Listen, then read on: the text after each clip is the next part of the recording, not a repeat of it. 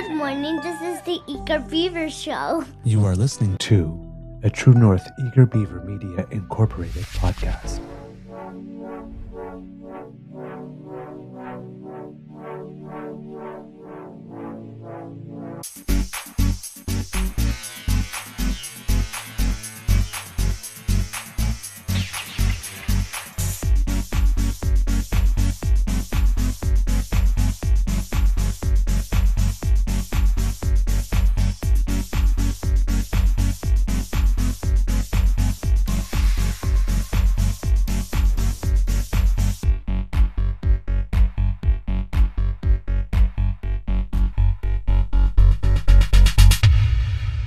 The True North Eager Beaver podcasts are proudly brought to you by our founding sponsors, the Miss V Mysteries from Corvid Moon Publishing, your source for science fiction, fantasy, and cozy mysteries featuring a broad diversity of characters. PsychicTarot.ca, book your tarot reading and unlock your spiritual journey. And the Pepper Master, hot pepper sauces made from farm-fresh ingredients to thrill your taste buds and expand your mind.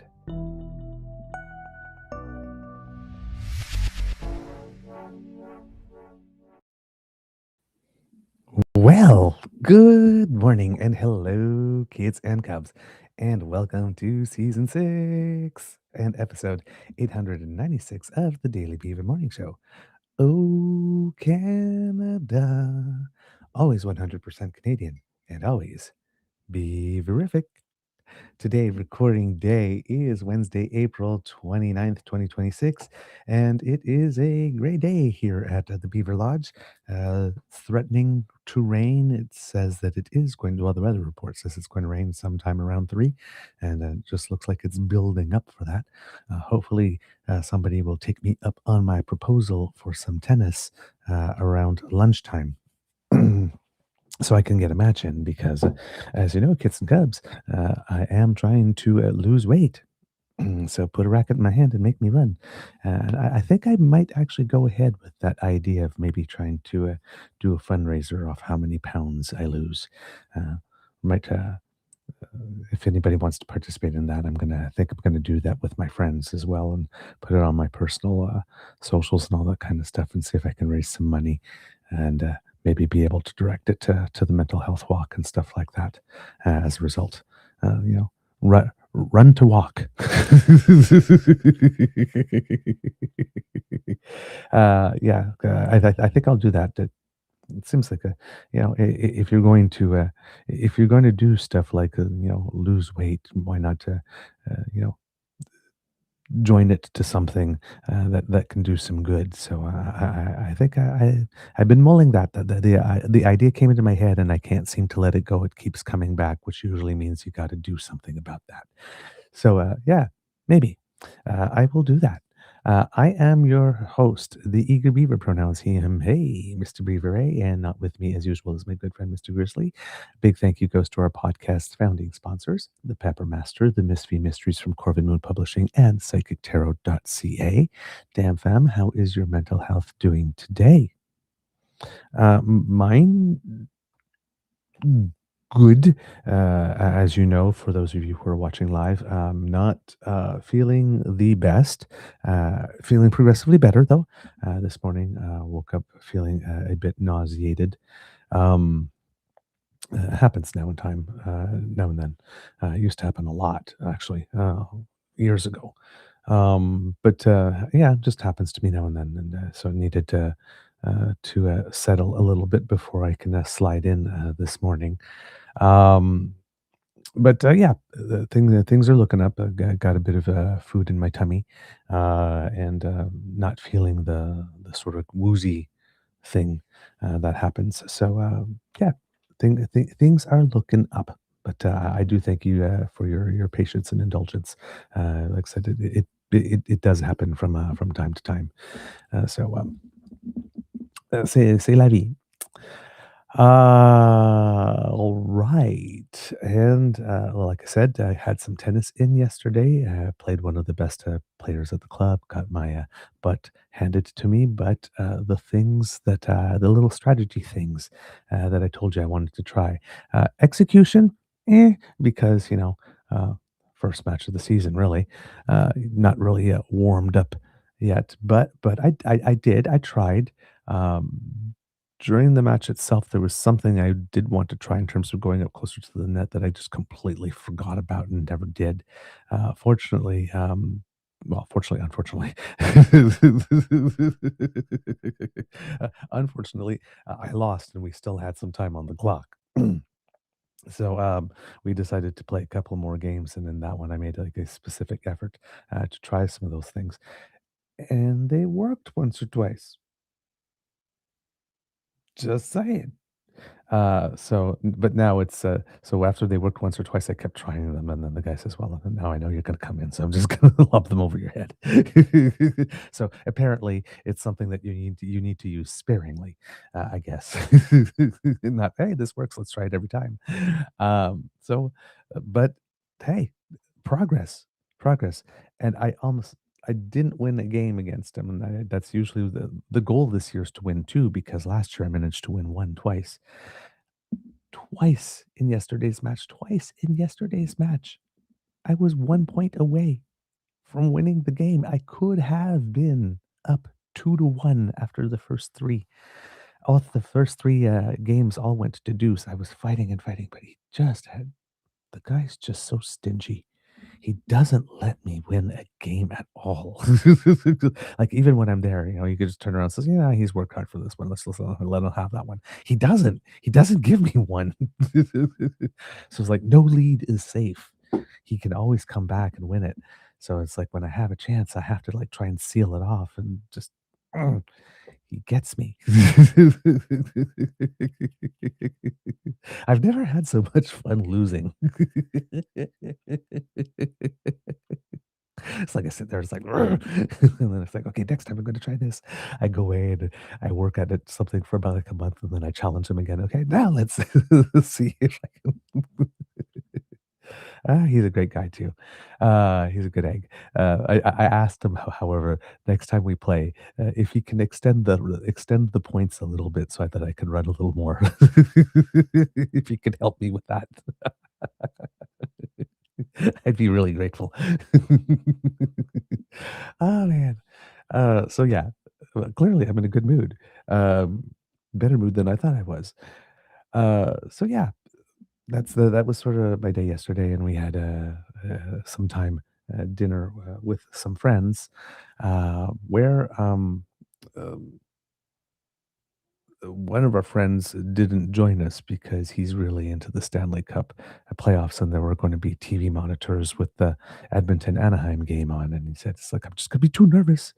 So um, I am wearing my Ottawa Senators polo, um, uh, in mourning and in solidarity. It is now my any Canadian team in the Stanley Cup playoffs shirt. It's multi-purpose. Um, so yeah, uh, I believe I didn't see the end of the match, but the Oilers were up 4-1 at the end of the second. By the time I got to bed, so I'm hoping that did end in a win. I'm just going to go check that out.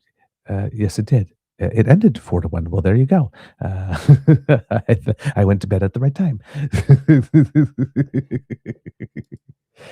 So there we go.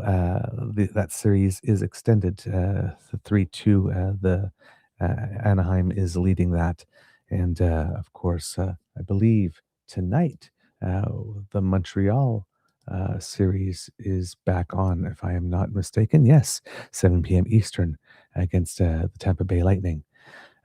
So yeah, there you go. Don, I'm sending you the good vibes. Oh, man. Yeah, yeah. Okay.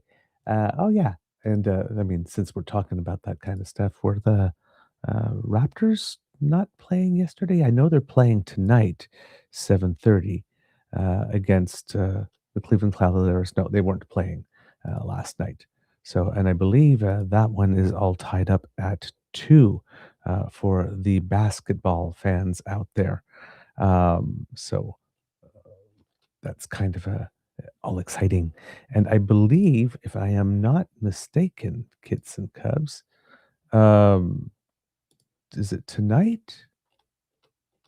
Yes, if you are a fan of the Super League, everything, all the marbles tonight, the KW Titans versus the Sudbury Five, Game Five, with everything tied up 2-2. The Sudbury Five came back from two matches down to tie it all up, and I believe that this one might be for the whole enchilada. So we will have a new champion after tonight. So all exciting night for the sports fans here, waiting to see if their beloved teams will extend their lives in the playoffs, and for one of them actually take home the big prize. There you go. There was another big event going on yesterday, so big we even held a special for those of you who joined us. Today might be a little repetitive, but I will try to add some extra meat on the bone. But for those of you who didn't, yesterday was the big day where we had the spring fiscal update. Not a budget. Often we were starting to refer to these as mini budgets because there would be so much additional new spending and new things announced or whatnot. Everybody, in terms of the journalistic, political journalists, seem to agree that this was indeed much more of an update than a budget or a mini budget this time around, even though there are always some additional measures when you're doing the update. Um, but I guess it was more contained, I guess, than what we've been seeing in the recent past, and there seemed to be some relief with regard to that, or at least, if not relief, uh, they felt it was significant enough for it to be noted and by several journalists on several channels. So I'm guessing that this is somewhat significant. Um, it was, as we suspected, good news. Turns out that combinations of factors came together to create a situation where the federal government had, after 1 year to the day of being at least an elected government, um, well, I guess the government before was also elected, but after the federal election, um, had performed, uh, raked in $60.5 billion more than planned, um, which is good. Obviously, it never hurts to bring in more money than one planned. And as a result of that, um, some of that money. Well, as a result of that, the fiscal position is better at this point in the mandate than it was projected when the budget was tabled 6 months ago. Um, some people, like Conservative MP Adam Chambers, believe that or framed it as the first budget having been padded with extra stuff. So this could happen. That is a possibility. Um, More likely, what happened rather than being padded is it seems that there was a very lowball estimation. Somebody would say a conservative projection. Was it overly conservative so as to be padding? There's where the debate would be.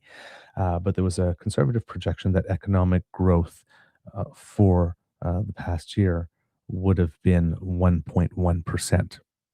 That's what is being predicted for next year as well, and it seems that economic growth came in at about 1.7%. That with some additional money, uh, revenue from oil and gas, given that the price has gone up, it would appear that at the time that the budget was tabled, the projections were that the price of oil, or the average price of oil, would be about $73 a barrel for about the full year. Just going to take a look here if I can see. So they were okay. I was wanted to look in October 2025 what the price of oil was to see if they were lowballing the estimate or highballing the estimate. At that point, it was approximately $60.89 per barrel. So they were expecting the price of oil to go up at that time. Uh, so um, when they made those projections, uh, but it went up way above 73. So all of that is excess. So it's not only the recent bump from what was going on or what is going on in Iran, but we passed, I believe, we passed $73 before that. But you know what? Let's go, since I'm talking about it, and I'm saying I think, and I can actually go check.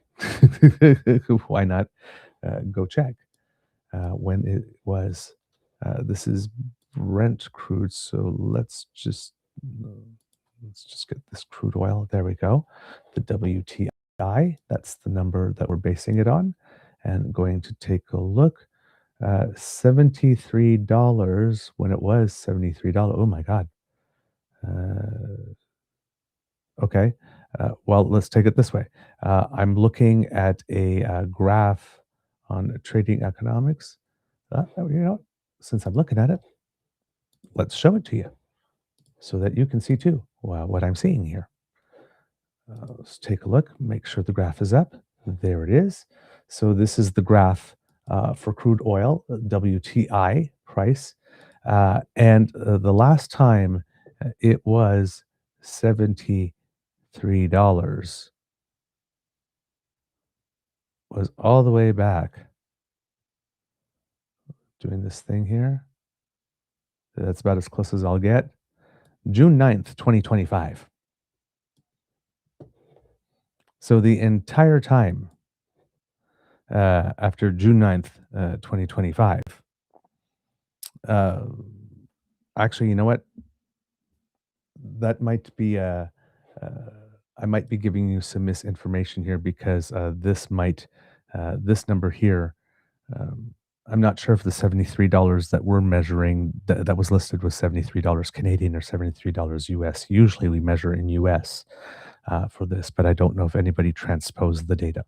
But assuming that everything is US, uh, it seems here that the last time Brent, that the crude oil was around 73, uh, was at that time, which would contradict the previous bit of information that I gave. That's why I'm wondering about the prices, because the previous bit of information said that the price of gas, the price was about $60 per barrel at the time the budget projections were made, and this one is showing that it was already above uh, $73 when those budget projections were made. So I actually don't know which is which at the moment. uh, but for all intents and purposes, if we're assuming that all the data is in US, then according to this graph, um, there has been additional money coming in more than projected since June 2025 with regard to oil and gas. Um, and therefore, that would be a good part of that $60.5 billion. Yesterday on the show, I assumed when I was talking to you that the bump in the oil and gas, the bump, any benefit above that which was planned for oil and gas would have come as a result of that which was going on in Iran, and therefore there would only about 2 months of accumulated uh, mm, uh, excess profits for less for lack of a better term, or excess revenue for the government. But it seems that that had already started way before that, given the price at which the federal government had set it at the time it did its budget. So there had been basically from the time that the budget had been tabled, there was excess revenue there. So that might be another way that someone could say padding. If you put the price of if you're bringing royalties and you put the price that you expect it to be for the next year slightly lower than where it is at the time, then you're doing it, and it never goes below that. Well, then you've just guaranteed yourself an excess, right? Some people can claim that. Other people will claim that that's prudent fiscal management, right? Um, whoops, just went fuzzy. So let me fix that. Happens often when I come back from sharing a screen for some reason. Um, so we have 60.5. Another reason that that could have accumulated could have been funding that was expecting to go out for something, maybe for some defense stuff that is going to be delayed for a couple of months and has been rolled over to the next year. That could be something. There wasn't much talk about that yesterday, so I don't know how much of that was there was, but it would seem that the big chunk of that is indeed additional revenue to the government based on the fact that the economy was performing 6 basis points higher than projected, and that the price of WTI had been above the $73 mark for the entirety of the 6 months of that budget. Um, the entirety of the 6 months that that budget has been in effect. Um, Now, of that $60.5 billion, some of that money was already spoken for, right? We had the announcement uh, a while ago that there was going to be an increase in the benefits, the GST benefit, to compensate for food inflation over the past 4 or 5. There was going to be um, a one-time payment that was gonna come with that, and then I believe there was going to be a boost to the GST rebate for people on 2 occasions afterwards, which those 3 things combined together would put a certain amount of money in the pockets of people, uh, more income tested toward the lower end, as it should be, because right now we are having, again, that sort of K-shaped economy, and some people are even say it's becoming an E-shaped economy. But where essentially, based on what economists are saying, is that whatever growth we are experiencing, the benefits are of it is going more to the top 60% of Canadian society, but the bottom 40% who are being left behind a little bit. So that's why a lot of these measures are income tested towards the uh, down part, the lower part of the social ladder, because their costs are going up much more quickly. Um, and while wages are increasing higher than inflation have been for a while, that's not true of their wages as well. Uh, so when you put it all together, they are feeling, although everybody is feeling the increase in the cost of living, they are feeling it a lot more acutely because they have fewer means to be able to compensate for the jump in the cost of living and compensate for it as rapidly as other groups in society. Um, so this is about to come into effect. I believe the first payments are coming in June, if I'm not mistaken about that. I'm doing this from memory. I saw that there was an article at one point, and I'm looking for it uh, to bring it to you, but I cannot. It seems to have disappeared, or it may have just been that old that old that it's already out of off the main page. Um, but hopefully I'll be able to find it there. There we go. Um, so yes, in July is the time here that it's going to happen. It says that it was rebranded the Canada Groceries and Essentials benefit and will boost what families and individuals receive through their GST rebate over the next 5 years. The GST rebate, of course, is a tax repayment targeted to low and modest income Canadians. Beginning in July, that quarterly rebate will increase by 25% and will stay at that higher level for the next 5 years. The ongoing 25% boost means a family of four that qualified for a maximum benefit of $1,100 will get up to $1,400 annually going forward, while an individual that qualified for a maximum of around 540 will get about $700 a year instead.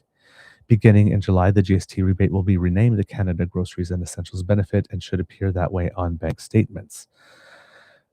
And then the other part of that announcement was that the Liberal government would also give Canadians a one-time 50% top-up to the GST rebate they received from July 2025 to July 2026. And that one-time top-up will arrive on June 5th.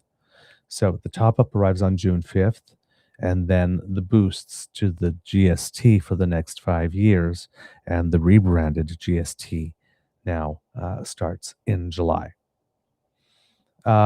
The Liberal government explained that when taken together, both the 25% increase and the one-time top-up will raise the 1,100 maximum a family of four got last year to 890 for the year beginning in June 2026, and increases the 540 an individual got to $950. So an extra $410 per year for individuals and an extra $790 a year for families. And then, so when you put them all together, and that is supposed to compensate for the last few years of food inflation, basically what the Prime Minister has been calling a bridge and a boost. So a bridge from that tougher period of time and a bit of a boost towards where we're going next here. Um, so it says here, if you're wondering if you qualify for that, the income cutoff rate varies from year to year depending on inflation. But in order to be eligible at all, you must be a Canadian resident for tax purposes and at least 19 years old. For the 2024 tax year, which is what current payouts are based on, a single person with no kids who has an adjusted net income, that's income minus eligible deductions, of $56,181 or less will receive the GST rebate. A married or common law couple with two kids can receive the rebate if their family income is $66,841 or less. The government estimates some 12 million people receive the GST rebate. Um, so when you take that chunk of money, and then you take the chunk of money for the cut to the excise tax on gas until Labor Day, and you put it together, that took a certain amount of that $60.5 billion out of circulation. Then, in addition to that $60.5 billion, there was another approximately $17 billion in spending that was directed to certain programs that were slated to lapse and ultimately uh, will not, at least in this year. They've decided to keep them going. I guess somebody made the case that there was enough need, or they had a list of programs that were definitely going to be cut and some that they would be willing to fund again if the money was there. So it seems that there's a certain number of those types of things that did continue to get some funding. Um, hold on here, kids and cubs. I made a note here about something. Um, ah, Things are going haywire. Oh boy. Okay. So programs such as, and these are things we don't necessarily think about, but uh, these are programs a lot of people depend upon for certain uh, in their lives, or that serve some very important purposes. So for example, some of these programs that were expected to sunset but were ultimately funded, for example, was a fund to protect institutions and houses of worship, because there had been some, the fire bombings of synagogues, and vandalisms at churches, and those types of different types of protests, and people not feeling safe, in community groups and stuff like that. So the federal government had uh, put some extra funding in a pot to be able to provide more security to those places. That funding was going to lapse. That got funded because we had some extra money here. There were some measures that were brought in to make EI easier to qualify for in certain geographic areas based on the average employment rate. Those were uh, going to end. They've been extended. There was a carbon capture and storage investment tax credit for enhanced oil recovery, which is the thing that pissed off Elizabeth May, because apparently that was their deal, is that there would be no tax credits for enhanced oil recovery. That is, from what I can understand, is when it seems that a well has is at the end of its life. Uh, there's tech things you can do technologically to try to get more out of it, to enhance basically the recovery, oil recovery you can get from a well that I guess most people think is pretty much tapped, um, and but that has been extended. Um, so you have those types of measures. The rest, and if there was any savings made from cost measures that have already been recorded, even though most of those are going to start appearing next year, it would appear. When you put it all together, the projected deficit that we had last October is about $11 billion lower than was projected at the time. Now, it could have been significantly lower, much more, if we hadn't made those other spending commitments, or we decided, the federal government decided that it was not going to take $17 billion and fund those programs that were due to lapse instead. Then the deficit projection could have came in another $28 billion lower. Probably still wouldn't have been enough for Pierre Poilievre, who was calling for the deficit to be capped at $31 billion, which we knew was not going to happen. uh, Not very good in living in the world as it is, right? Um, but he was calling for that. Uh, Ironically, Pierre Poilievre is a bit of a mess. He's calling for the thing to be capped at $31 billion, but he's also calling for all the gas taxes to be cut, and not only till October, but till the end of the year. Okay, and as we keep on saying on the show, you can't um, you can't cut taxes and balance the books at the same time, unless you're willing to cause a lot of damage. But if the solution to everything is cut a tax, cut a tax, cut a tax, cut a tax, right? Like we said on the show, is at one point you get to a point there are no more taxes to cut, then what do? Because you still got to pay for things, right? And you'll get the conservatives coming back to you, which I find is really funny. It says, "Yeah, but if you cut all the taxes, it will generate enough economy that you'll make it up." In other words, the tax cut will pay for itself. After 10 years of conservatives mocking uh, the liberals for allegedly saying the budget will balance itself, of course, when you read the full quote, uh, Justin Trudeau, was talking about, of course, if you make investments that are going to generate more money for you over time than what you are spending, right? If you increase your spending annually by 2%, but you can increase the money coming in by 4% every year, eventually you are going to cover your debt. You don't have to cut spending altogether. You just have to spend less. Uh, your increases in spending just have to be lower than your increases in revenue. Eventually, things will balance. That just makes sense. So they are saying that when it comes to the tax cuts, is how do you pay for those tax cuts? Well, we'll generate so much additional economic activity that will add to the tax base, and the tax cut will pay for itself.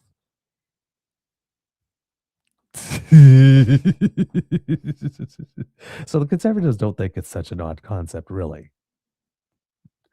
Um, but you can't, as a principle, just say the solution is to cut taxes, and we'll be able to get the deficit under control. 'Cause needs typically don't go away, and they continue to grow, and we have an aging population,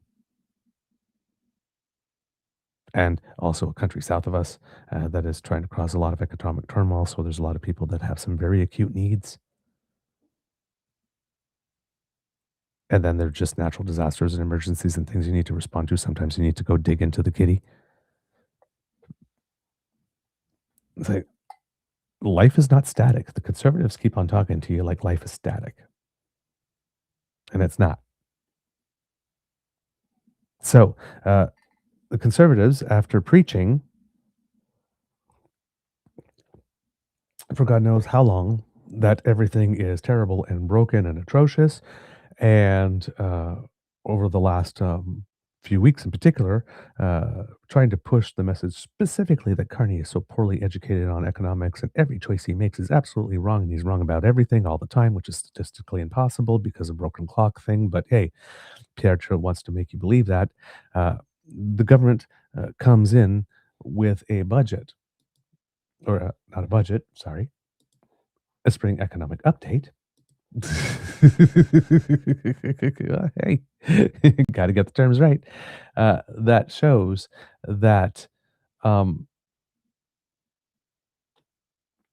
last year's deficit is $11.5 billion lower than the fall forecast, and the conservatives are not happy. Not happy.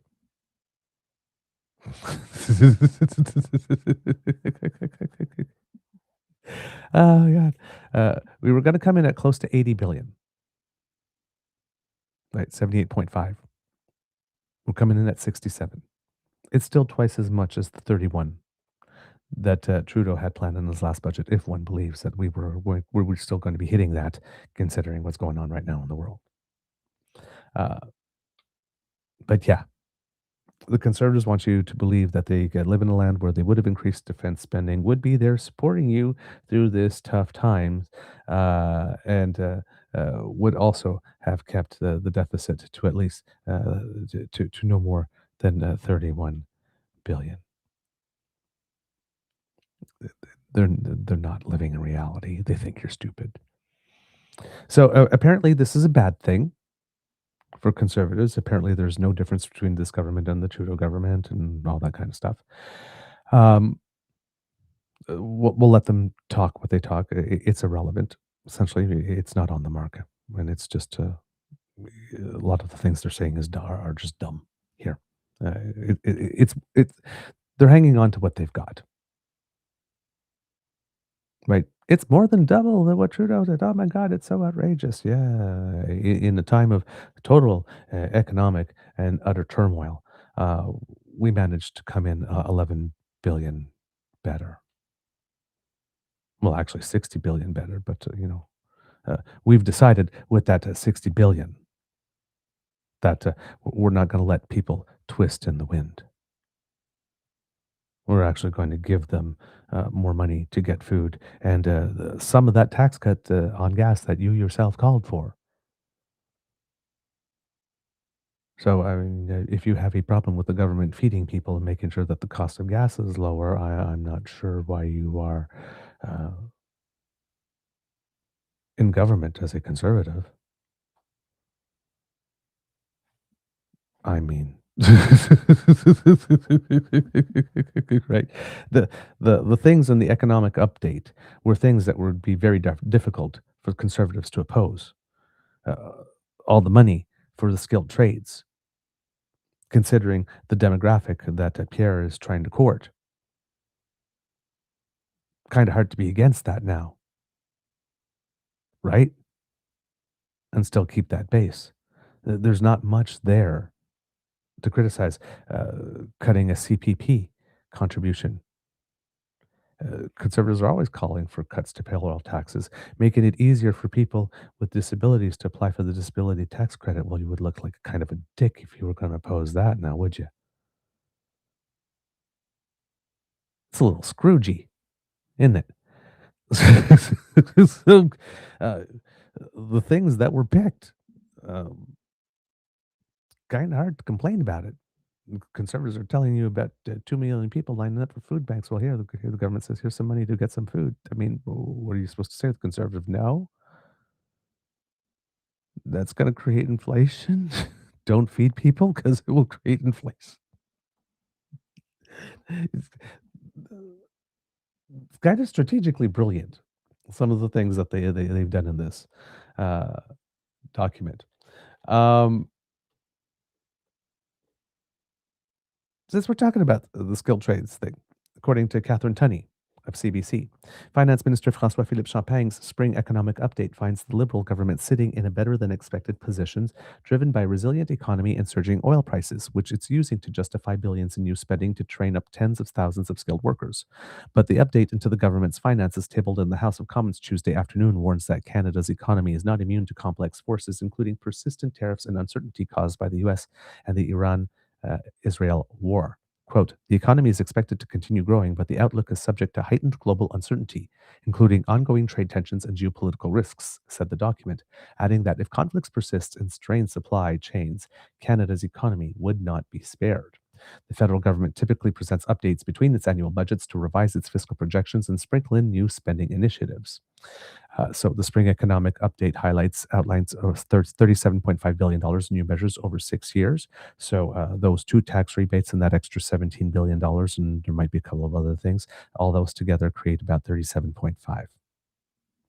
Uh, or actually, you know what? Maybe I'm wrong about that. That 37.5 might be um, uh, the two tax cut measures here. Um, because if you add that 17 to 37, uh, hmm, I'd have to take a look at that. That's a good question. I'm not sure if that 37.5 includes the 17 billion or that would just be the two tax measures. Last year's deficit drops to 67 billion from 11.5, which is 11.5 billion lower than the fall forecast. There will be a new program that we're going to talk about here to train up to 100,000 skilled workers by 2030-31. If we're going to build Canada, well, we need people here to build them, because if we're going to create all those jobs, we need people here who have the skills to fill them, or else we'll be creating jobs for people overseas that we'll have to bring here to do it. The goal is to create jobs for Canadians. So if there's going to be a lot of building going on, then right now would be the time to invest in ensuring that we have those builders, so that when the projects are ready to go, so when the jobs are there, the people will be there and trained to fill them. The plan has layers, and the pieces are fitting together in a manner that is cogent here. Uh, there was some money to expand access to support and support high-level athletes, $755 million for that. A CPP premium cut in January 2027 for workers and employers. That CPP premium cut works out to about, if you're making about $70,000 a year, it works out to $133 for you, but also $133 for your employers. So for employers, this is actually a pretty big measure, because let's say you have a small business and you have 12 or 15 employees. Well, that's a $133 a year for each one of those employees. As an employer, you save, right? Maybe makes it possible to give everybody maybe a little pay boost, or bring in an extra person to reduce workload, right? Proposes a third party organization to clear the backlog of air passenger complaints. And nobody, well, again, I guess you can complain about creating another bureaucracy. Disability tax credit application process to be streamlined. Pierre Poilievre was actually complimentary about that when he started his remarks. He didn't actually start out negative. He actually had one positive thing to say before going negative, and that he could support the disability tax credit application. Lisa Raitt also there. Both of them, of course, have a personal experience with that because Pierre has a special needs child, of course, and Lisa Raitt's. I'm not sure if her husband is still alive and just needed to be moved to care, but her she had left politics because she had to take care of her husband who had been suffering from Alzheimer's. Oh, pardon me, that's a sneeze snuck up on me. Um, so both of them were able to appreciate that tax credit application thing. Now, this is not the same thing as the extra $200 that the federal government was trying to give. This is the annual tax credit that you are allowed to apply for if you are disabled.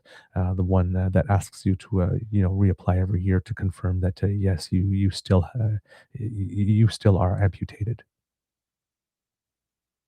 Right.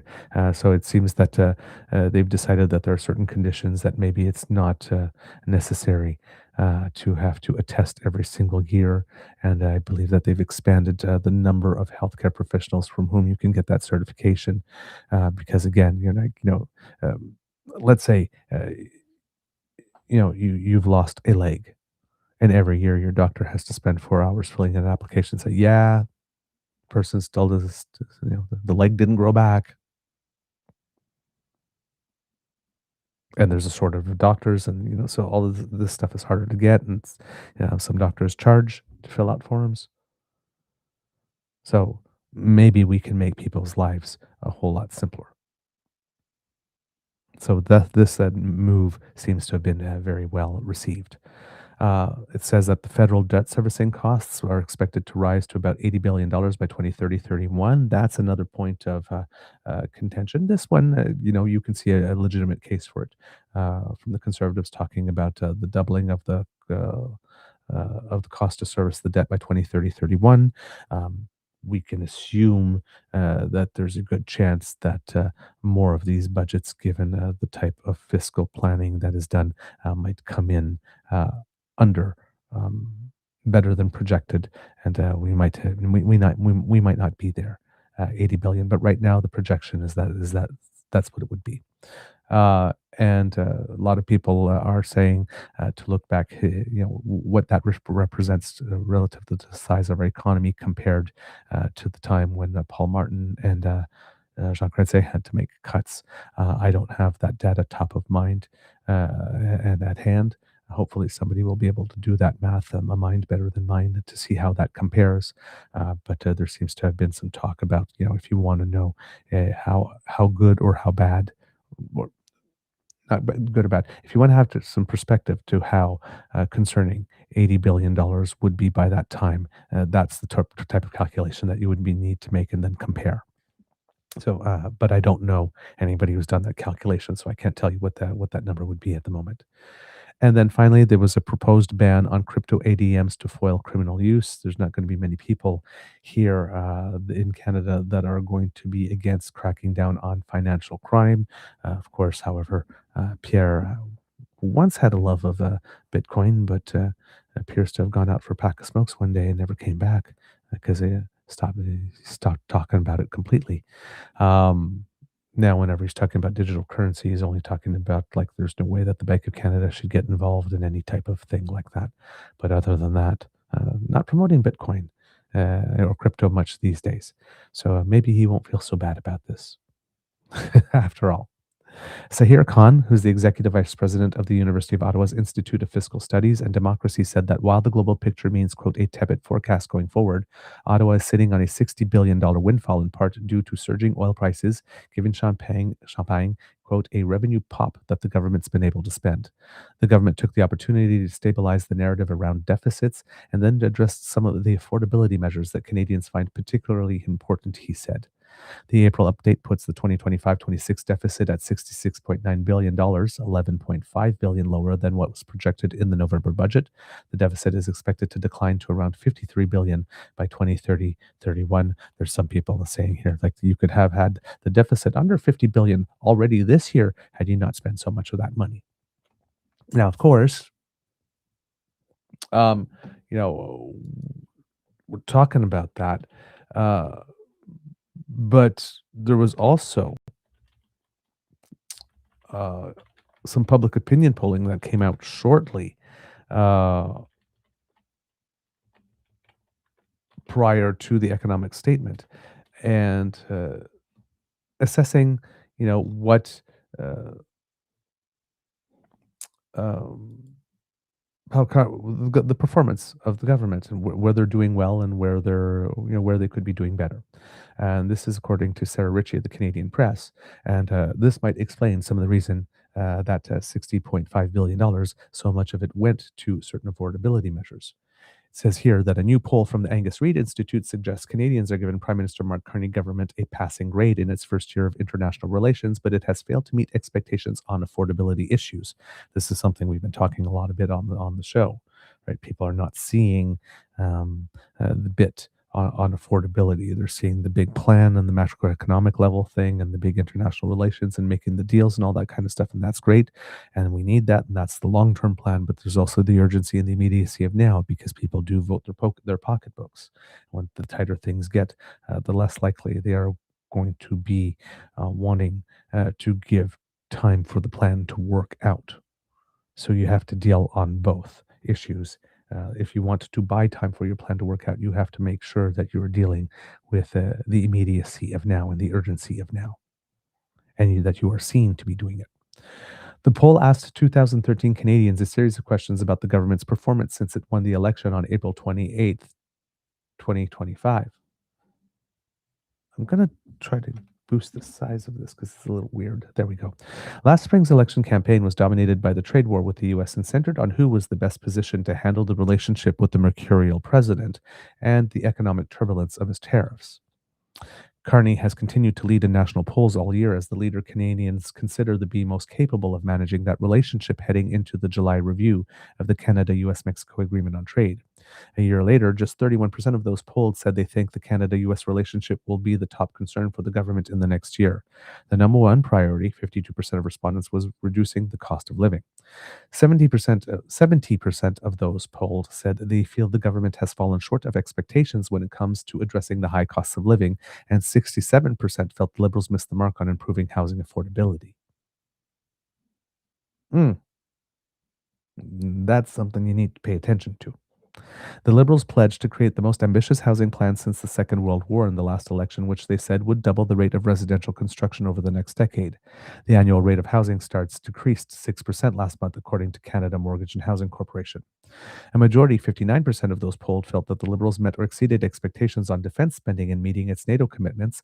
Canada has finally met the NATO alliance pledge to spend the equivalent of 2% of GDP on defense this year. The picture was brighter, however, when it comes to the government's performance internationally. A majority of people who took part in the poll, 56%, said they felt Carney was meeting or beating expectations at managing the relationship with Trump. 64% said the Liberals met or exceeded expectations in improving Canada's international reputation, and 57% said expectations were met or exceeded when it comes to diversifying trade. That's been a major focus for the Prime Minister since he took office. The Liberals have set out to double non-US exports over the next decade and have boasted about signing 20 strategic trade and defense agreements around the world in the last year. Carney has traveled to 25 countries during 17 international trips that date back to March 2025. Those high-profile trips have included stops in China and India, countries with whom Canada has had strained relations in recent years. Carney's travel has also drawn criticism from the opposition. The poll respondents had mixed reviews for whether the government is meeting its election promises. 41% said it had, while another 41% said it had not. Among Liberal voters, just 12% said Carney has exceeded expectations in the first year, and 42% say they feel the country is on the wrong track, compared to 34% who said it's on the right track. Conservative voters felt most strongly that the country is heading in the wrong direction at 75%, and that the government is falling short of expectations on addressing cost of living challenges at 86%. Carney's own ratings continue to be high, with 58% of respondents saying they approve of his performance as Prime Minister. Angus Reid notes that numbers higher than past Prime Ministers Stephen Harper, Paul Martin, and Brian Mulroney at the 1 year mark, and lower than Jean Chrétien and Justin Trudeau. The poll was conducted between April 15th and 20th. There you go. And the survey was not assigned a margin of error because the Canadian Research Insights Council, which is an industry organization that promotes polling standards, says that online surveys cannot be assigned one because they do not randomly sample the population. So there you go. So Canadians very happy and very impressed with the plan to take care of the macroeconomic stuff, but not as impressed with the what's been going on the home front. So you're going to see probably more attention to that. Again, uh, if this oil situation persists, uh, the government might want to consider, come next budget, some rebate checks rather than just gas tax cuts and things of that kind, where it's pennies at a time on things that the government thinks you should be or says that you should be buying, rather than just putting money in people's pockets and just giving them the agency to buy the things that they need to get through the tough times. Um, so we have these getting back to the whole point about the skilled trade workers, that part of the plan, because that was pretty much the centerpiece of the announcement yesterday. Um, and it says here, the document says, if nothing changes, Canada will face a persistent gap of more than 20,000 skilled trade workers per year. So, therefore, the government has pledged $6 billion to address that gap, with one third of that dedicated to recruiting, training, and hiring 80,000 to 100,000 new skilled trade workers by 2030-31. Um, Quote, we are slowing down on immigration, and the real risk is that we don't match skills and the needs of the economy, said Khan. The plan, dubbed the Team Canada Strong, includes a redesigned apprenticeship grant that will provide apprentices an income support top up of $400 per week while they are attending mandatory in class technical training. So chances are that they are already collecting EI and they get a $400 per week top up if they are attending that technical training classes. And then on the other side, there will be $10,000 provided to employers to support bringing in apprentices, to support the salary support for those apprentices, particularly, and that will be directed particularly to small and medium-sized businesses, so that they can hire, train, and retain apprentices, including help matching workers to jobs. And then there's also another link in that where uh, they're going to ask members of the Canadian Armed Forces to also train in the skilled trades, with hands-on training offered through cadets and junior Canadian Rangers, and fully funded trades training for young Canadians joining the Canadian Armed Forces Primary Reserve. So they're going to bring some people in that way as well, to increase the number of people who are trained. So yeah, these are some very important measures here that have been included. Um, let's see what else we have here, kits and cubs for you. Um, let's taking a look here. What we have here. With regard to the CPP cut, because people are wondering, will this create some problems in the future? According to Peter Armstrong, who's the business reporter, the key business reporter for CBC, seems that the CP, not according, no, that wasn't according to David Armstrong, that was according to David Cochran when he was in the lockup. He found out that according to the experts, the fund was 69 basis points above that which was needed to remain solvent. So the cut here that's been done is a 40 basis point cut, so leaving a buffer of about 29 basis points in case there's some fluctuations. So that's an important part here. And as we mentioned, both the employer and the employee get the saving. So again, if you're small, medium business, depending on the number of employees you have, like, if you have 100 employees, again, 133 employees times $100, that's a decent amount of money at one point that you're saving, and that can that can be used to reinvest in your company in whatever way that you need to respond to these times. Um, there's like I said, the looking into the financial crimes agency. It's not just a ban on crypto, but it says here that the statement includes measures targeting financial crimes, such as a promise to stand up to such as a promise to stand up the financial crimes agency. I'm guessing that means set up. I've never heard something called to stand up an agency, which promises to be the country's, quote, first ever federal law enforcement agency dedicated to investigating serious and complex financial crimes and recovering the proceeds of crime. Nestled in the document is a promise to ban cryptocurrency ATMs, a known tool for fraudsters in recent years, with victims reporting the loss of $14.2 million to scams through crypto ATMs in 2024, according to the Canadian Anti-Fraud Centre. With Carney's government now in a majority territory, the budget bill is expected to pass without issue. So there you go. A little bit of tough on crime thrown into it as well. What's for conservative not to like? Uh, um, with regard to the future, uh, because they have future projections for the deficit in this in this document. Um, they have projected deficits for the next 5 years here. Let me see if I can get that graph and I can show it to you, kits and tabs. Uh, let's think this is the one that has the graph. Nope, that's not the one. It's, maybe it's, huh, where is it? Do, do, do, do, do, do, do, do. Okay, this is very weird.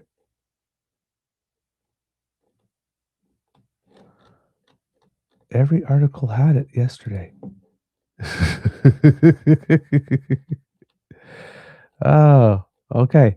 Clearly not cooperating with me today. Um, they're looking at basically um, that amount is going to drop the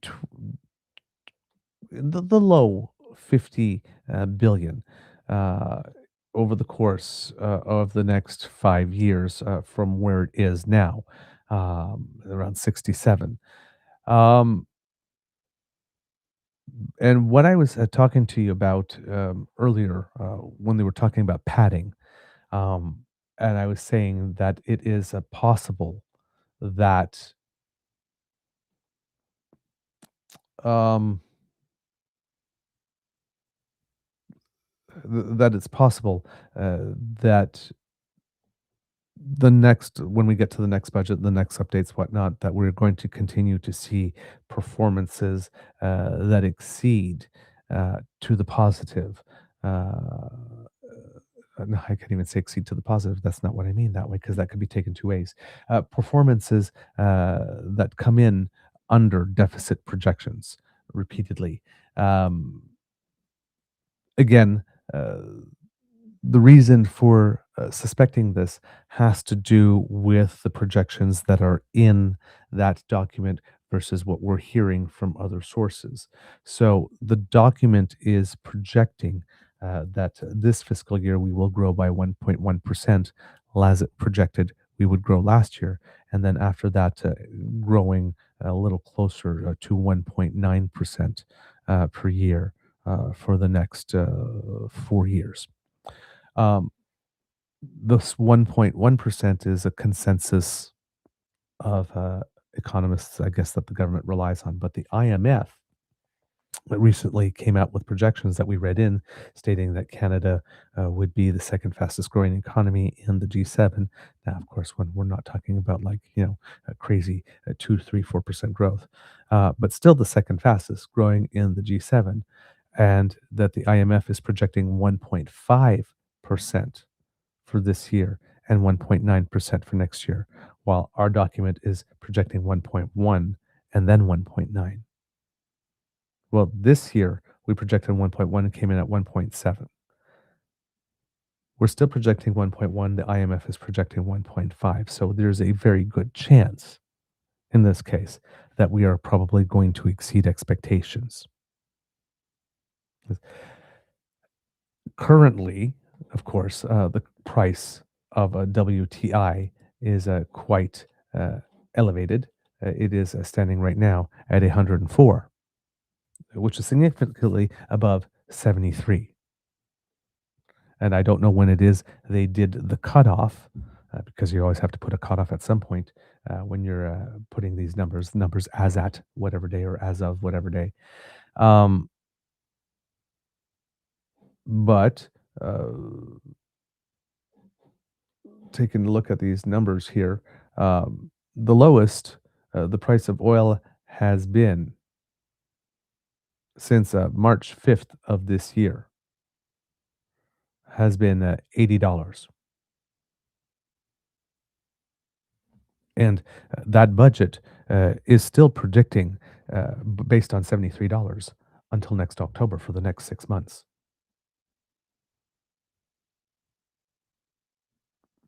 And we have a price, uh, at least since, just before we have a price since March, at least, uh, that is anywhere from $7 to um, $37 higher than what's projected. So odds are there's probably going to be something similar to another $60.5 billion in that kitty uh, by the time we get to the next update or budget day or the next update next spring. There'll be more unless something goes terribly, terribly, terribly wrong. There's some really um, very conservative forecasting.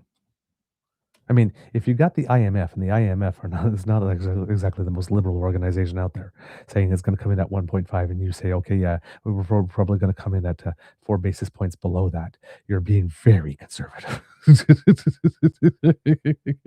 in terms of your forecasting. So odds are that we are going to have similar more results like this coming, and the government's going to keep on saying, well, it's due to prudent fiscal management, and hey, uh, maybe prudent fiscal management is that when times go totally crazy, that you're even more fiscally conservative than the fiscal conservatives in your budgeting and your planning and your forecasting, and that way you can't help but over deliver. If you're a risk manager by trade, maybe that's what you do. But this type of good news will keep coming in uh, with uh, uh, with planning based on $73 oil. And sorry, I forgot what the second thing was. All of a sudden, I was just talking about it.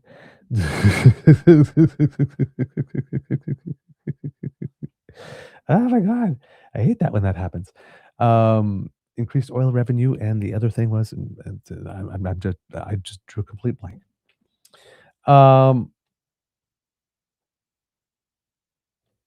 for also, if we are looking at the price of oil, the price of heating oil in particular has taken um, a nice jab up, and one of the reasons why it might be good to have this um, type of planning, to have that money is because there might be more people that need help down the road. Heating oil is up 93% year to date. Uh, when we come to next winter, I'm hoping that there's a lot of people in Atlantic Canada that did Trudeau up on his offer, of putting in a heat pump pretty much for free to get off heating oil. Justin Trudeau's move that a lot of people mocked back then is kind of looking rather prescient at the moment. And if not, that's a program that might benefit from a funding boost. Some maybe sooner rather than later, maybe a little later this summer, perhaps, maybe if this persists. Um, because if the business case wasn't there when Justice Justin Trudeau proposed it, the business case sure as hell is there now. Um, so that might be that might be a measure.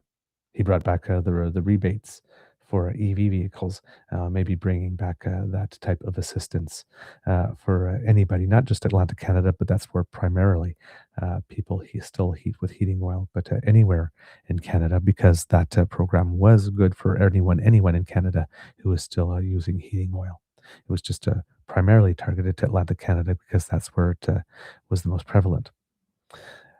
Hopefully that comes back because there might have been a lot of people that seeing what they're doing the math on what their heating oil bill is going to be next year at these current prices, um, might decide that that's a particularly good investment. I'm just saying. Yee. Um, All right, let's see, what else do we have here? With regard to the apprentice programs and all that money, all right, so you got the top up for people so that they have a better quality of life while they are doing the program. There is money. There will be increased opportunities as employers will have some funding to help pay some employees. And I also believe if I am not mistaken, um, there was um, a $5,000 rebate as well on perhaps tuition fees, if I'm not mistaken. Um, let me see here specifically. I have a feeling that there was a third element to this that has not yet been mentioned here. It says, according to the document, too few young Canadians are entering the trades, missing out on well paid jobs and long term financial security. The federal government's spring economic update said it added that Canada needs a new approach. And see, here it says the new approach is being framed as a streamlined process which addresses key obstacles in a worker's journey from their first interest in the skilled trades to becoming Red Seal certified. The goal is to cut the time it takes to get certified by half, which also reduces tuition. The Red Seal program set commons standards to assess the skill of tradespeople across Canada and works in partnership with the federal government and provinces and territories, which are responsible for the apprenticeship training and certification in their regions. Of the 6 billion, one third is dedicated to increasing the number of young people recruited into the trades over the next 5 years, plus $262 million per year after that time period. Canadians aged 15 to 30 can join the Team Canada Strong program, which will provide them with paid entry level trades related work experience that leads into apprenticeship, according to the federal government. The government is also proposing the Build Canada Apprenticeship Service, which would help employers hire, train, and retain apprentices by providing wage subsidies of up to $10,000 for an apprentice's first year salary. To further bolster Canada's skilled trade Let's try that again. To further bolster Canada's skilled trades training systems, the federal government is pitching up to $331 million over 5 years, plus $18 million per year after that to boost and modernize apprenticeship training for a faster journey to the Red Seal. That modernization would include online exams, digital logbooks, and secure credentials. The federal government also proposes expanding the Union Training and Innovation Program, quote, enabling union run training centers to upgrade facilities, expand capacity, and invest in modern equipment. Finally, the federal government is proposing $3.4 billion over 5 years, plus $468 million per year after that to address the challenges that can stop apprentices from completing their training and moving into permanent jobs. And that's where I was talking to you about here that was it according to Abigail Fulton, who's the executive director of Construction Foundation, British Columbia, who stated that 50% of people who start their apprenticeships don't actually finish them. This the $3.4 billion over 5 years plus the 468 million per year is going to try to support that to ensure that once you get people in the program, you actually get all the way through the program. And these are the things. See, I knew there was a $5,000 more, and there it is. It includes an apprenticeship training grant, which will provide apprentices with a weekly income top up of $400 per week while they attend mandatory technical training for a total payment of up to $16,000 per apprentice, in addition to employment insurance. And the other proposed solution is a one time $5,000 bonus for apprentices who obtain certification in a rich seal trade, plus income support for those between training and work. There you go. All these proposals come as young Canadians continue to face a challenging labor market. According to Statistics Canada, the unemployment rate for Canadians between the ages of 15 and 24 rose to 14.1% in February, up from 13.3% at the end of 2025. According to the Economic Update, Canada will need 1.4 million additional trades workers by 2033, and if nothing changes, the country will face a persistent gap of more than 20,000 skilled trade workers per year. The federal government also said it will work closely with provinces and territories, Indigenous partners, employers, unions, and the Canadian Armed Forces to achieve rapid scale, high quality training and strong completion rates for the apprenticeships. And on that, when we're talking about working with the provinces and territories, the federal government did coordinate the cut to the CPP premiums with them as well, so that no provinces would be stuck in a bad situation. With regard to linking the armed forces to this program, there's also some other good news where the armed forces, the Minister of Defense, David McGuinty, announced that the reserves exceeded their recruiting goals this year. They had actually achieved 137%, so got more people than they had aimed for this year. That performance would have to continue for a few years to make up for the gap that currently exists. But that number is very positive. And again, if you're getting more reservists registering as you have this program coming on, this might become a virtuous cycle, that the fact that this program is happening might encourage more people to join the reserves. But here it says, alongside the $6 billion for young Canadians in skilled trades, the federal government is also proposing new pathways to the skilled trades through the Canadian Armed Forces. The economic update includes a proposal to provide $250 million over 5 years and $45 million per year after that to expand Canada's skilled trades training capability through the Canadian Armed Forces. Ottawa is also pushing for earlier exposure to trades through cadets and junior Canadian Rangers programs, including, quote, enhanced experiences and clearer connections to reserve-based trades pathways. Partnerships with helmets to hard hats, colleges, and universities will help participants transition directly into apprenticeships, strengthening early talent pipelines into the skilled trades, the economic update said. The federal government also wants to establish a reserve trades experience pilot program, which will offer, quote, fully funded trades training alongside paid part-time experience on critical infrastructure and resilience projects. For example, if we have a natural disaster and we need to have a rapid response force come in, perhaps. Uh, uh, Maybe similar to an Army Corps of Engineers, like they have in the United States. Participants will commit to a period of reserve service in exchange for subsidized education, strengthening both Canada's skilled workforce and defense capacity, the economic update said. So kind of interesting measures here, some a little bit of creativity as well happening. And again, different pieces of the plan, click, click, click, linking together and trying to get two purposes out of one thing.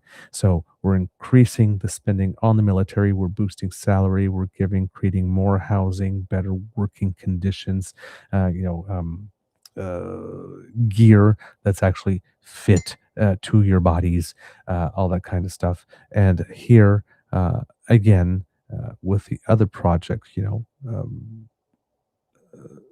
you have a base of people there and you want to continue and you want forward education and you need skills and you need skilled workers, and people are not necessarily going to be spending all their lives in the military. They might be there for a time, and would want to do something afterwards. And in a couple of years now, there's going to be a need, also appealing to people's sense of service to the country, to build Canada so that we can move to where we need to in the future, make this pivot. Everybody is needed, everybody has something to contribute, you know, answer the call. Same thing, the sovereign wealth fund has something to do with that, right? You know, you've been not buying American cars, you've been not going to Las Vegas, you're traveling to Mexico instead, or you've gone to Europe, or you traveled in Canada instead. You know, you're checking at the grocery store out the baby carrots are from the United States. No, we won't be having baby carrots this week. Sorry, too bad, so sad. You've been making all of those decisions, but you want to do more. You want to do more. Is that sovereign wealth fund plan, right? Where you are going to have an opportunity to either buy some type of bond or something, whatever format it's in, that gives you some type of return. That's good, right? Uh, that's also a way to grab people together, right? I've been seeing some conservative pundits and commentators and influencers online going like, "What's the point of the sovereign fund?" Blah blah blah blah blah. It's a rallying thing. Not only a good idea to put money aside for a rainy day, 'cause but it's a rallying thing. It's nation building. It gets people coming together and working towards a common purpose. It's something positive, to contribute to rather than something to rail against. Oh, yeah, okay. I think I'm starting to understand why it is that conservatives don't understand why that would serve a purpose. Oh, darn. There I go again. Jeez. Oh. Um, so yeah, uh, there's lots of elements in here, that are the that you can rally to, that you can rally around here. That whole sort of overall vibe that I've been saying that the prime minister has, right? That you know, uh, this is going to be tough, but he knows we can do it because as Canadians we've done it before, and you know, I believe in you particularly that you can do it because you know I try, you know, I trust Canadians. I have confidence. I have faith in Canadians, right? I could stand here and tell you that everything is terrible and we're all gonna die, like conservatives, um, unless we submit. Uh, I'm not going to do that. I'm going to tell you it's going to be tough. It's going to be some hard work. It's going to require some sacrifices, but we definitely have the ability and the skills and everything that we need to do it if we are willing to put in the work and endure a little pain. Um, but come on, go team. I know we can do this. And here's some ways for you to participate. I know what approach speaks to me. I know which approach is more likely to get me to want to sign on. I prefer an approach that's more positive and proactive than one that basically says that our fates are sealed and all we can do is, uh, you know, we don't really have all that much agency. Now we can do is muddle through the best we can. Just scramble to try to preserve as much as we've got so that we don't lose too much, but don't aspire to more. I aspire to more.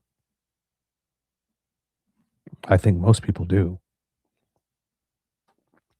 It's kind of that same attitude that conservatives has with regard to the UBI, right? If you give people a little, if you give that people that money, well, then they'll all get lazy and they won't want to work.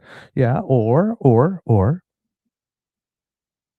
human beings being what they are, creative and industrious and cooperative. You know, if they're not living in a Hunger Games situation where they have to scrape for mere subsistence, but if their mere subsistence is taken care of, human beings are quite collaborative, industrious, creative, helpful.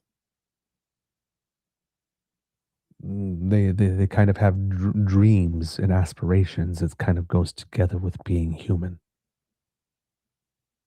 There's very few people that would just say, "You know what? Yeah, this is enough. I like a life that's this small and tiny, and I don't aspire to more. I'm good."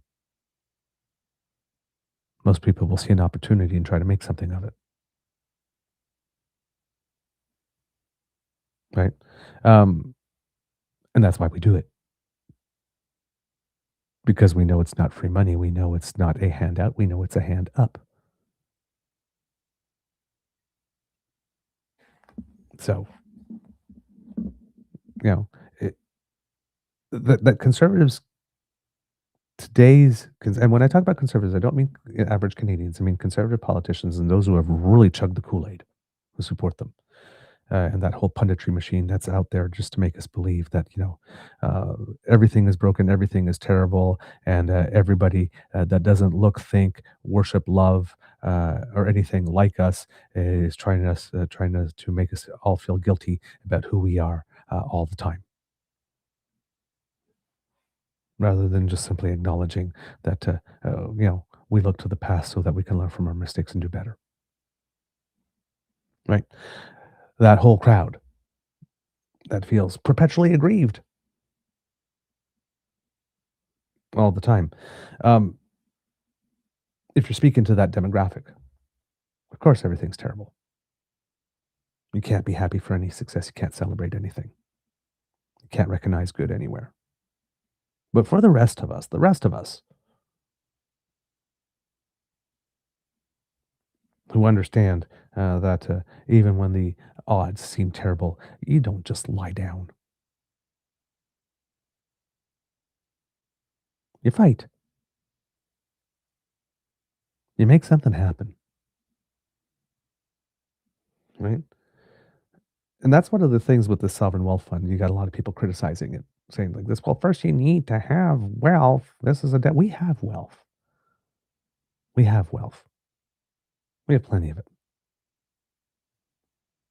And again, just like that sort of budget will balance itself, or just how, if suddenly you're making more money, but you're still controlling your spending, eventually things will even out, right? This can happen on this front too, right? You do not have to wait until you have a surplus in order to be able to start setting some money aside, right? Any project, for example, any project that we start, right, that starts generating some revenue. As soon as it starts generating some revenue, if you take a portion of the revenue that that project is generating aside, whether or not overall as a country you are making a profit or not, and you put it into that fund, eventually you have a pool of money that is generating money on its own. And that's money you can use, that passive income. This is something that nations are going to have to start doing, especially like Canada, right, where we have an aging population. And right now, we don't have immigration rates that are increasing at the moment, a smaller workforce. We are going to need to find a way to generate revenue for the federal government that comes from something other than taxing employment at some point. Because taking all the money that we use to boost corporations and projects and whatnot, and making sure that we have an equity stake of some kind, and that when it's making money, it returns, might be the way to generate that revenue. Sovereign wealth funds that take advantage of passive income generation and compounding might be the way to do that. The government of Norway can run about 25% of its operating expenses annually based on interest from that fund without touching uh, all of it, and even coming near touching the capital. Took a lot of years to build that. It's a long term plan. It's something, all those conservatives that talk about, oh my God, we're leaving this debt to the kids and the grandkids. Okay, well, now we're talking about leaving them a fund that actually generates compounding interest. Oh, no, we can't have that. That's a debt fund. We're going to have to borrow for that. Yeah, we're going to have to borrow for that. And you know what? That also is not an odd principle, especially in economic markets when you're dealing with numbers in the billions and all of that kind of stuff. right? Uh, People have never, in the world of trade, bought bonds in another currency, in a currency that was say slated to appreciate, so that when they sold the bond, not only would they get the coupon interest on the bond, but let's say they bought the bond in yens, and the value of the yen went up 10%. And then when they trade that money, convert that money back, well, they also get the 10% boost on the trade, on the currency. Our tax system right now is currently set up for that. I can go to the bank today, go to my line of credit on the house, borrow money on that, and take that money and put it into a non-registered investment. I can't put it into my TSSA. I can't put it in my RSP, or education registered education fund, or a disability fund if we have those.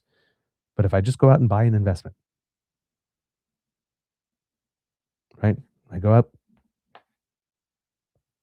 take $40,000 from the bank, go out and buy an investment, and I got to pay interest on that $40,000. That interest is deductible from my taxes.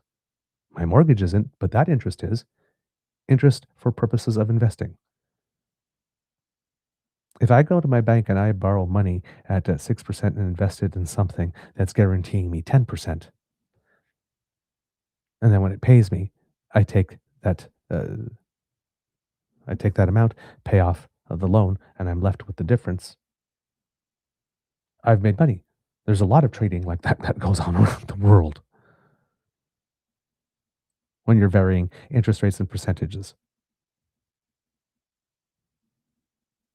You don't have to wait until you actually have a surplus to be able to put money aside that you know is going to be useful to you. I still have a mortgage. I still have debt. I still put money aside for my RSP. We all do this. But the conservatives want you to try to believe that this is some incredibly weird thing, that we would borrow money at the most advantageous rate that anybody in the world can borrow it. I think it's Canada and Germany are the two countries that have a AAA rating. You can take 25 billion, you could get $25 billion at the lowest interest rates possible, put it in a fund, and then take that fund and invest in capital projects that could generate a whole lot more than whatever that interest rate is being charged. And you're a federal government, so you have the whole power of a G7 nation and an unlimited timeline. Why wouldn't you? Especially when interest rates are the second lowest that they've been in our generation. The only time they've been lower is like at the complete depth of the COVID thing. Why wouldn't you start a sovereign wealth fund? Especially since you had an opportunity to do it once, you passed on it, you saw how well it worked.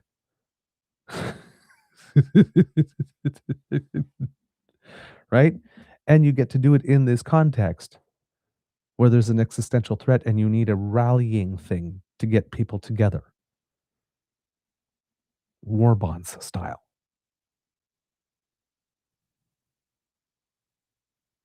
Like, there's nothing to criticize here. Kit Tabby G asks a very good question. When is the next Bank of Canada announcement? It is should be coming soon. I heard that there was one in yeah, it's today. There you go. I knew that there was one in April. Yes, at 9:45 a.m., which is a couple of minutes ago. Um, the expectation is that the Bank of Canada would keep interest rates the same.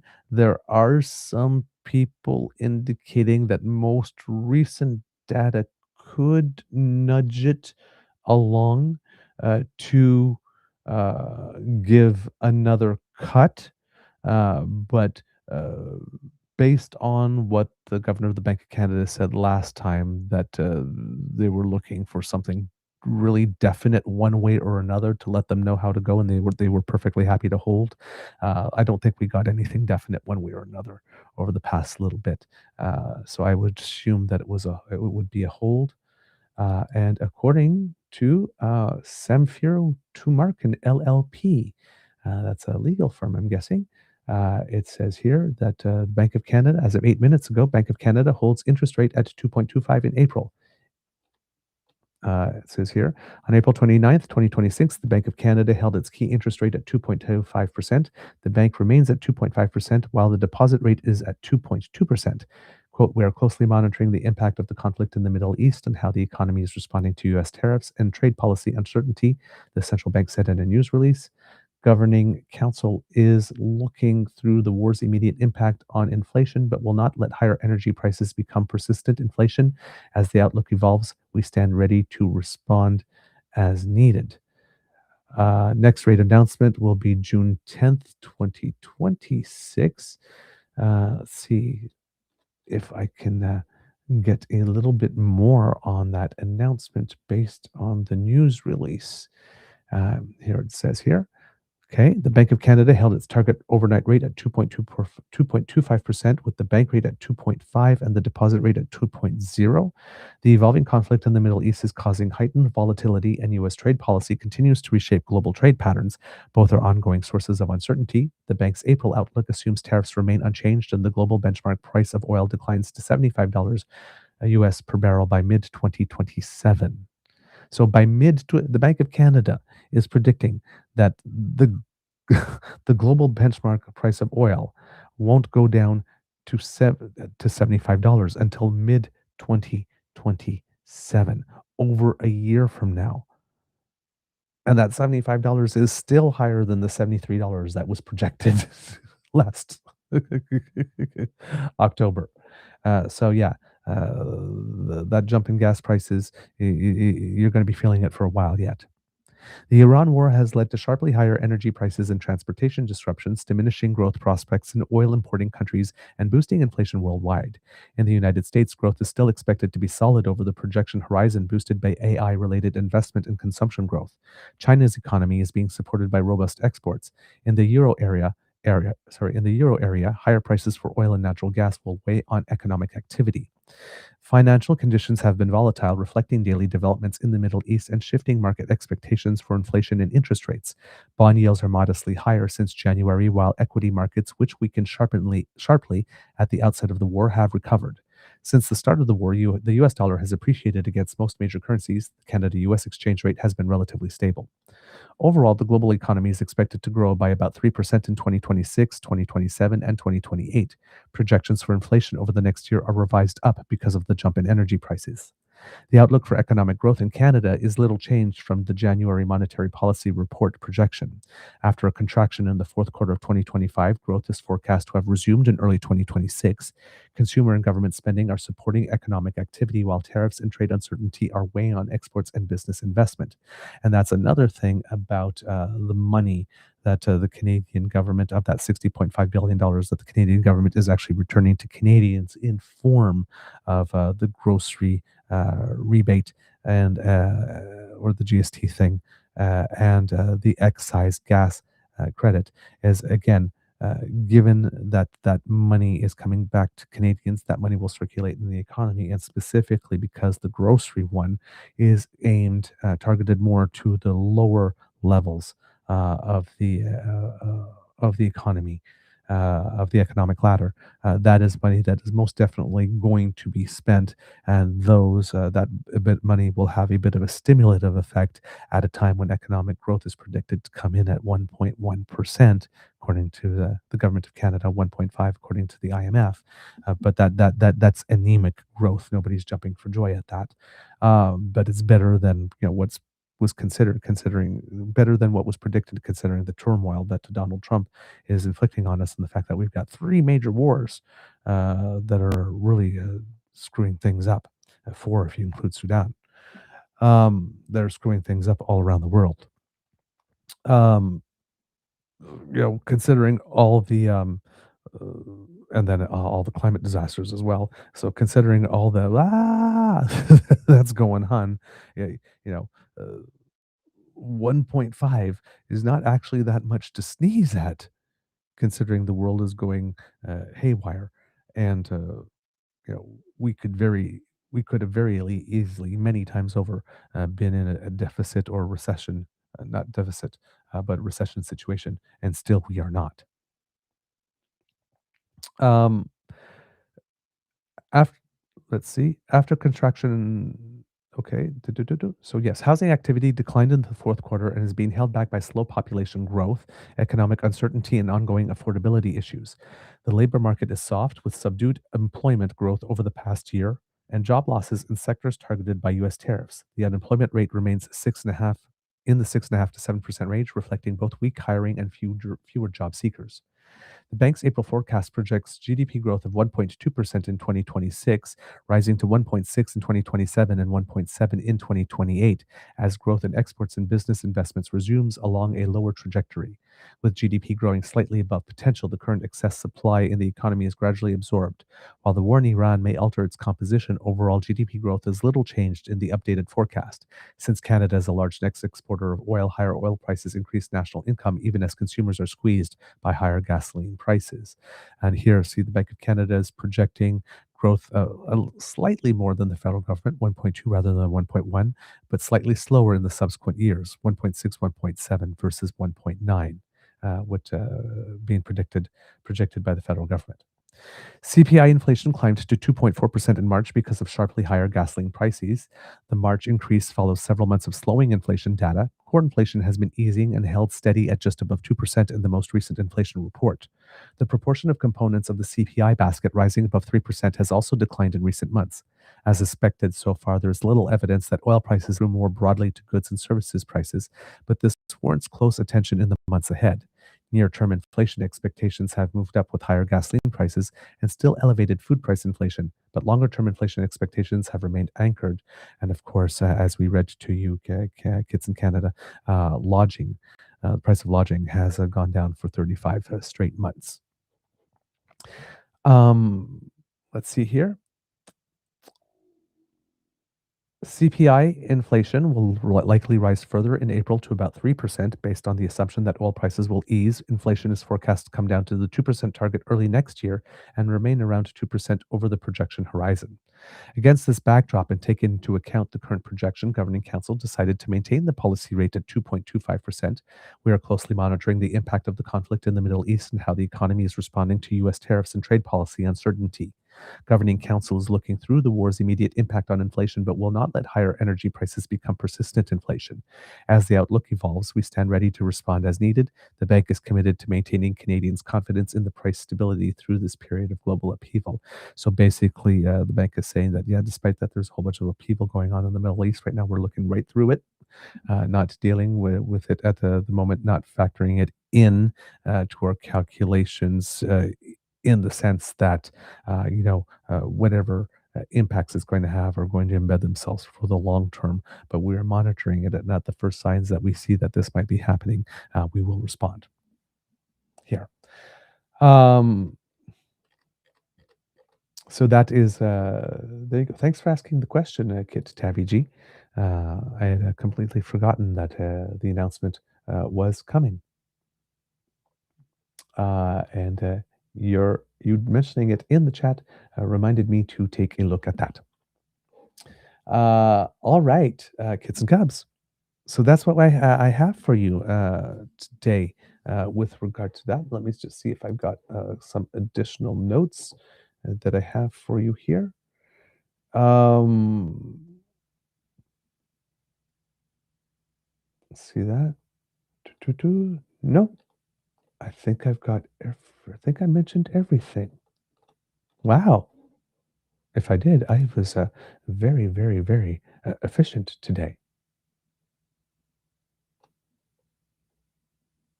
Yeah, I think I got everything. So there you go, kids and cubs. That's the end of this episode of the Daily Beaver Morning Show. We hope that you love listening to us because we love making this for you. Remember, sharing is caring and word of mouth is priceless. So please tell your peeps and poops all about us. We really appreciate it when you do. Thank you so much for joining us.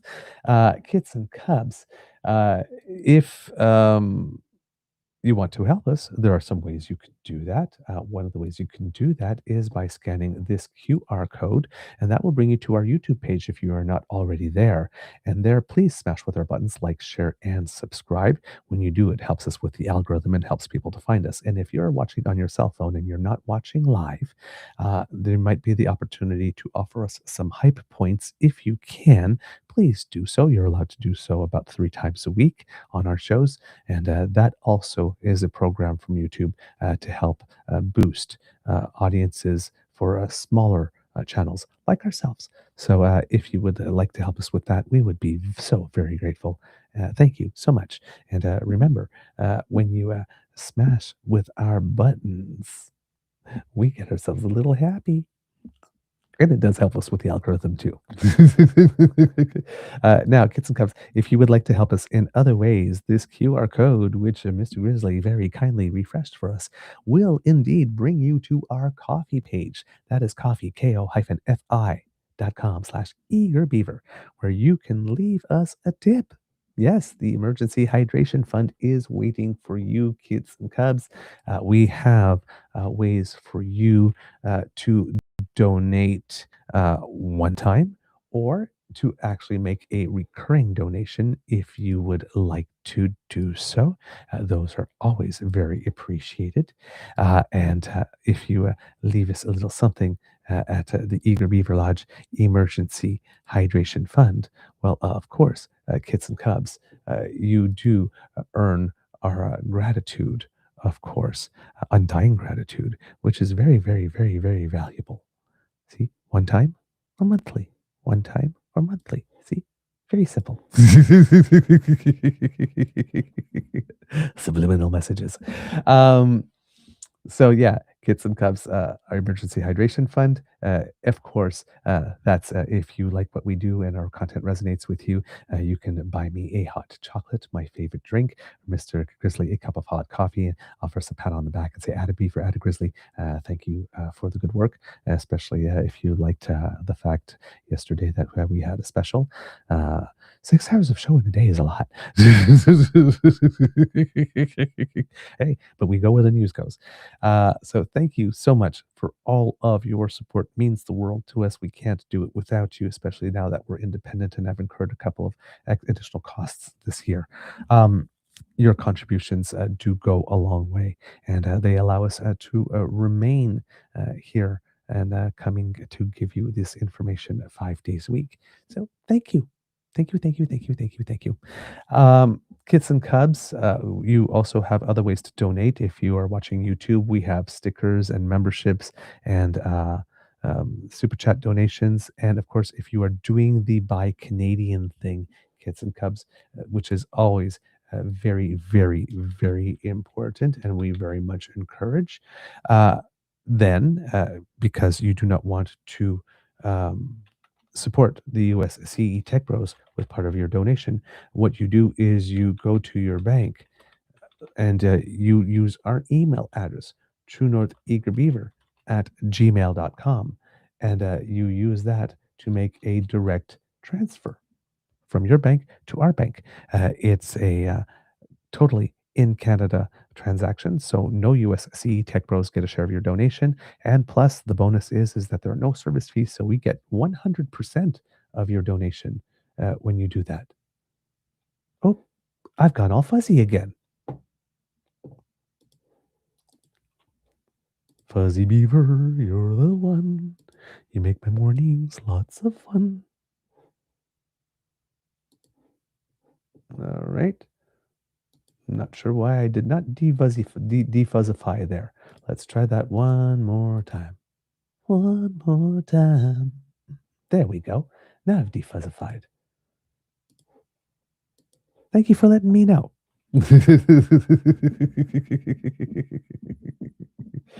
All right. Let's see. Let's see. I forgot where I was. I know I was ending the show. Uh, I actually don't know where I was. Let's just say here that we've done all the tip. Oh yes, truenortheagerbeaver at gmail.com is where you can send us a bank transfer. Your transaction remains 100% Canadian, and there are no service fees. We get 100% of your donation, so it's win win win, and we thank you for that because democracy is something that you do, kids and cubs. Well, of course. See, and I didn't find that petition that I said I was going to do. Go ahead and find Kids and Cubs. If you are in British Columbia, well, hey, starting March 9th, if you are registered member of the BC Conservative Party, you're going to have an opportunity to vote for your new leader. And those results will be coming out on May 30th. Of course, as well, Kids and Cubs. If you live in New Brunswick, you will be having some municipal elections coming along on May 11th.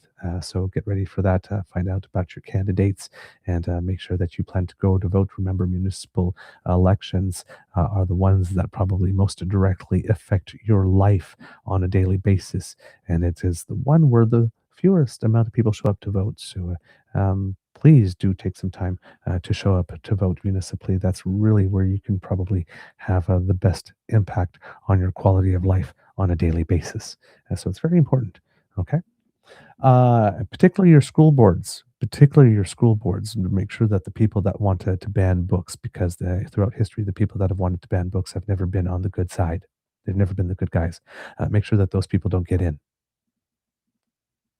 So really research your school trustees and figure which ones are there to actually help your children learn and which ones are trying to decide what it is that they are going to dictate they're not allowed to see. Very, very, very important. Right. And I'm sure there's more stuff, but that's what I got for you today, kids and cubs. Um, Words of wisdom today. Um, do yourself some good. Put some good fuel in your body today if you have the opportunity to eat a little something to make a healthier eating choice or two somewhere along the way. Take advantage of it today. Would be a good day for that. Every day's a good day for that, but why not today? It can be a tough world out there, kids and cubs, so please be kind to and gentle with yourself. And now, at the count of three, may I please have a little audience participation in the form of you saying all together in unison, Mr. Beaver, please cue the cock on one, two, and three. Let's hear it. Oh, yeah. That's good stuff right there. Oh, I like it. I like it. I like it. I love it. I want some more of it. I'm. I don't know. I have a musical brain today. I have a musical brain pretty much all the time, but particularly today. But since you asked so nicely, here's a little cock-a-doodle-doo just for you, right there. Yeah. You are listening to a True North Eager Beaver Media Incorporated podcast. The True North Eager Beaver podcasts are proudly brought to you by our founding sponsors, the Misfit Mysteries from Corvid Moon Publishing, your source for science fiction, fantasy, and cozy mysteries featuring a broad diversity of characters, CanadianTarot.com, their uniquely Canadian online eclectic tarot community, and the Peppermaster, hot pepper sauces made from farm-fresh ingredients to thrill your taste buds and expand your mind. We are grateful to the Crier Media Network for its support, Pete Jarvis for our artwork, and Paul Joseph Something for our opening and closing sequence music.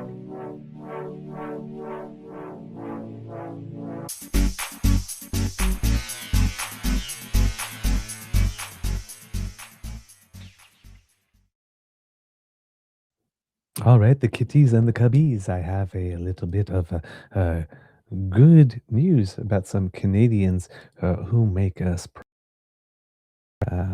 send your way. Of course, here at Kids and Cubs, currently, right now, the World Mixed Doubles Curling Championships are going on, and so are the World Senior Curling Championships. So we have Team Canada in competition there. Last time I checked, Team Canada was tied for no, was not tied, wasn't first in its pool at the World Mixed Doubles, and they have a tough pool because current world champions Italy are in their pool with them, and they defeated Italy in pool play just the other day. So both of them doing both Canadians there doing very well. And when I last checked as well, the Canadian senior uh, teams were also.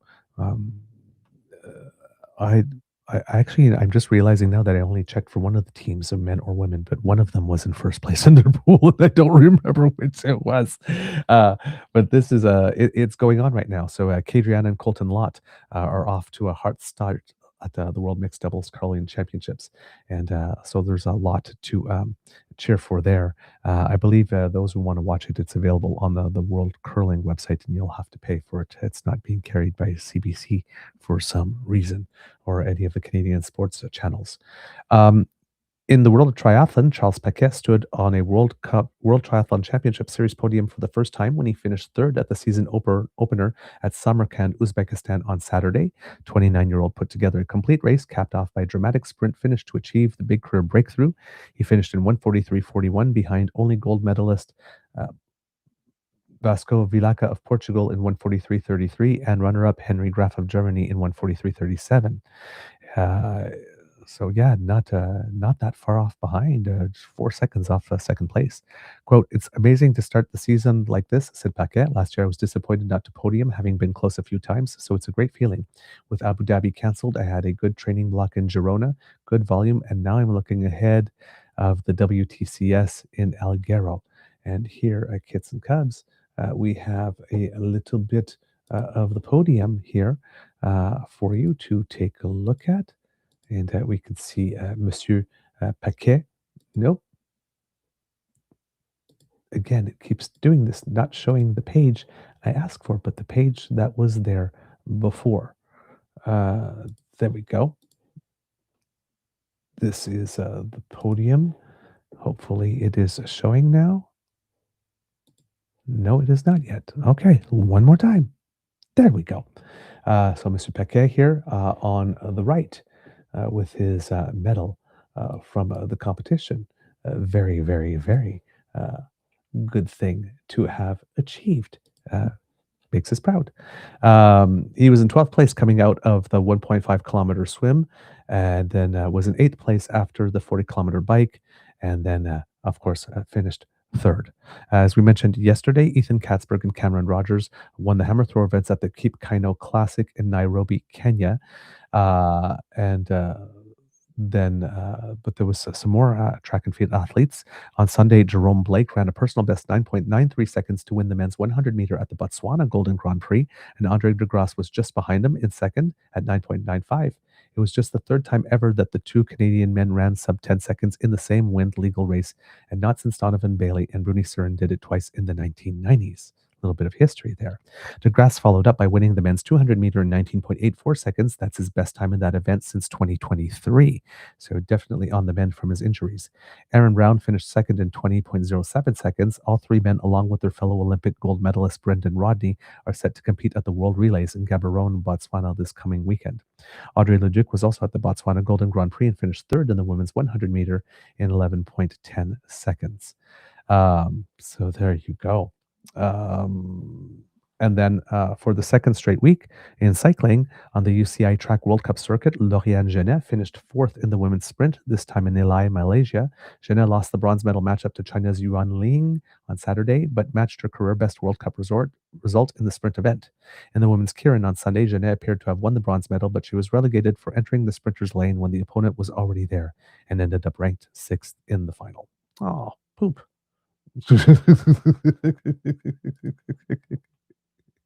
That's my big technical word for it. Poop. Poop.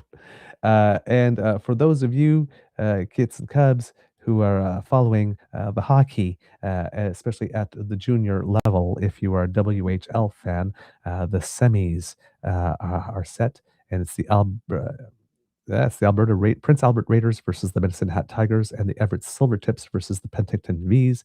If you're a QMJ Shell fan, then you are looking at Moncton Wildcats versus the Blainville Boisbriand Armada, and the Rouyn-Noranda Huskies versus the Chicoutimi Saguenay. And if you are an OHL fan, you're looking at the Brantford Bulldogs versus the Barrie Colts, and the Kitchener Rangers versus the Windsor Spitfires. And if you happen to be watching the AHL, you also have the Laval Rockets, Toronto Marlies, and Manitoba Moose who have qualified for the playoffs there. Uh, and I'm not sure if there has been some additional result from the World Championship under 18 contest. Currently, right now, Canada is playing Sweden, I believe, in the quarterfinal, and they are tied at 2. And as they are in the third period. So go, Canada, go. All right, kids and cubs, that's all I got for you. Amour et bisous. And we will see